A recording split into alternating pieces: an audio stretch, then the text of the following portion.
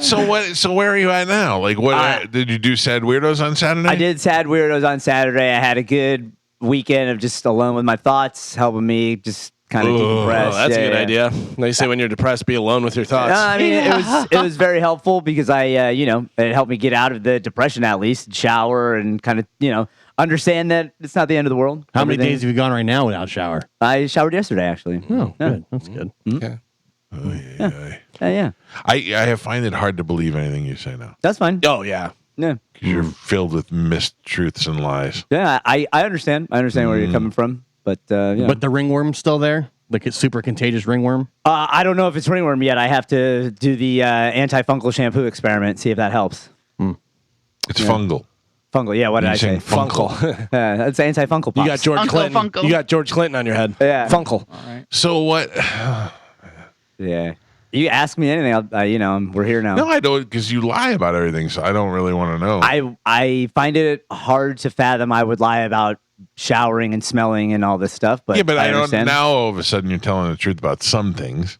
I mean, when was I not telling the truth? Like in your But opinion, what not was saying anything is lying. Like you seeing Karishma and not telling us, and after everything was you basically lying. Yeah, but there are some things I wanted to keep personal and work out before I came, and said anything to anybody because I didn't know. But you can't let everything unfold on the air and then try to, you know what I'm saying? What do you mean? Like everything in your life was on the air. Yeah. So now when we know how it ended. So with you doing secret squirrel stuff off the air, it's like you're lying to us. I understand. I can understand that viewpoint. It was just like I said, I wasn't in a great place mentally to even really talk about it because I didn't even really know what was going on because that whole situation. But here's the deal: that we ended up where she was calling you every day like a psychopath. Right. Her drug dealer boyfriend was going to jail, and he was calling you. They were both calling you. I called him and yelled at him. Right. And then that was it. And you said, yeah, they blow me up, but I don't answer the phone. Right. The next thing you know, you're hanging out with her, and you guys are banging or whatever you're doing. Well, that was, months. That was over the Christmas break in January and all that. And when she reached back out, I still had a lot of questions. She had a lot of questions. I had a whole new image of who she was in my head, which then translated to this whole new way of thinking about my entire life because I didn't know what was real anymore. I didn't know. What does that mean? You don't know what's real? What do you mean? Like, because there was so much that I thought was lies that I didn't know if it was truth.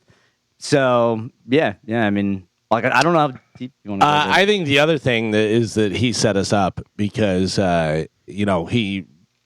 they broke up and then all this bad stuff and everything, and we said whatever we said, and then he gets back with her, and we're like, we look like the jerks. No, she's cool. No, I could never even be in the same room with her. Yeah, she's not as terrible as I thought she was. But That's the problem. No, I understand, but yeah, you guys are making me nervous. But like the biggest thing that I've learned from all this is forget all. Take the facts. The facts are the only things that matter. Right. Everything else is you can sit there and run your head 1,000. The facts matter. She cheated on you. She is on drugs, and she was harassing you for months after you guys broke up. Yeah, but again, I understand those facts, but everybody goes through different times, different weird stuff. I can't. I'm learning that when I judge people, whoever it is always a reflection of me. I've done a lot of bad things in my 20s. I hurt a lot of people in my 20s and in my 30s. Done drugs. I know what it's like to be an addict. I know what it's like to be stuck in a mental situation that you can't get out of. So it was a big learning experience for me. Every part of you and her, nothing good has come out of it.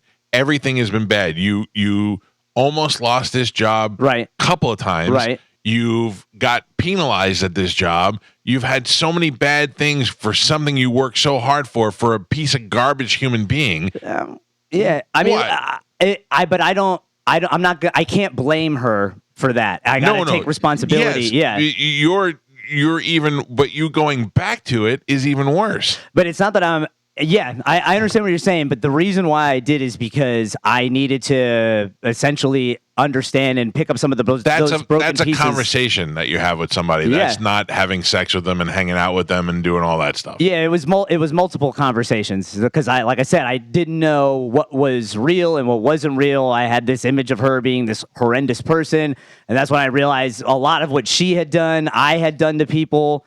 So you're not getting retribution for things you've done to other people. Well, it's not about retribution. It's just about understanding. It was all about just understanding me more. I know. I understand that that's very hard to. I think it's a cop out. I think it's a cop out, and I think that. But a cop out for what though? Because you wanted to go back to her, and instead of being like I was just weak and I went back to her, you're like, oh, I was trying to find my feelings. No, I'm not. I'm not discounting what you're saying. I can admit that I was weak and I went back to her, but that is what kind of sprung me into all the other stuff. Yeah. So that's exactly what we're saying. You being with her has done nothing but negative things in your life. But that's not entirely true because when I had to go back and it was, like I said, it's more about me learning. I had to forgive myself for all of these things that I was running away from. That's why I was, drinking so much, doing drugs. There was parts of me that I didn't want to face. I don't understand. All I know is you went back to her. You didn't shower for 10 days, and that's not her fault. That's me. Do we know if she's showering? I have no idea. You allowed yourself to go back to her, but there's a direct correlation. And then you did it on the down low, which is even creepier. You did it and didn't say anything to anybody, and then. I mean, like I said, I wasn't in a great mental spot. I know what everybody was going to say. There were things that I wanted to figure out on my own. You didn't want to hear the truth. Yeah, that's the thing. That's the thing is you don't want to tell people because you don't want to be faced with the truth. You want to just do your little sneaky. That's not true because if there's one thing I've learned in this job, there is no hiding anything. Oh, sure, there is. I hide stuff all the time. Yeah. Not me. I can't, dude.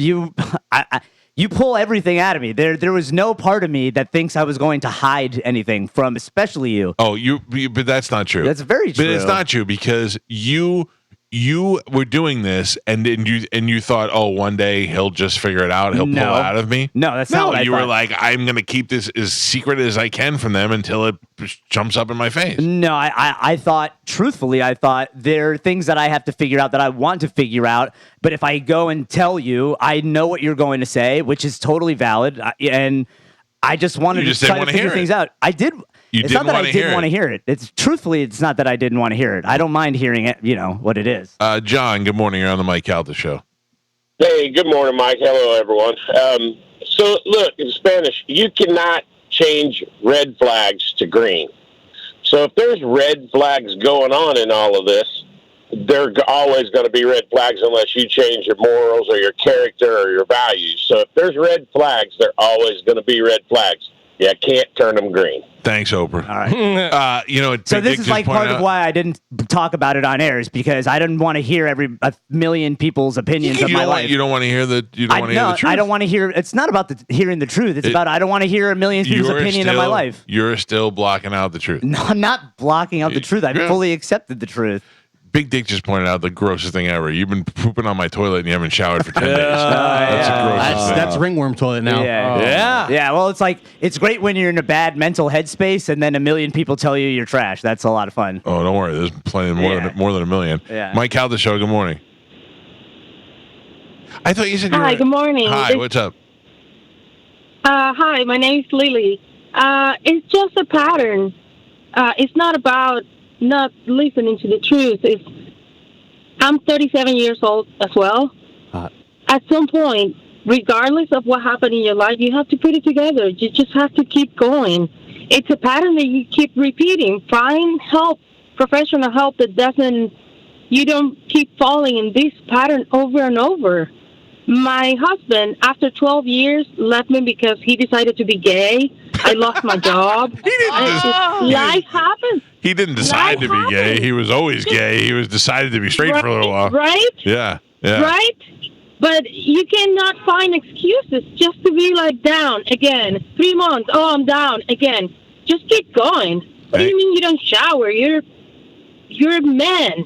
Just shower, put it together. If you need professional help, go and live your life and be happy. Don't let anybody control that. Hey, you got this. Have you met your husband's new boyfriend yet? No, I don't want to. Yeah, I don't blame you. Unfortunately, some pictures, and they kind of look alike. Yeah. Well, thank you for your call. I know. Thank you. I appreciate the. I'm sure Spanish appreciates your advice. Yeah.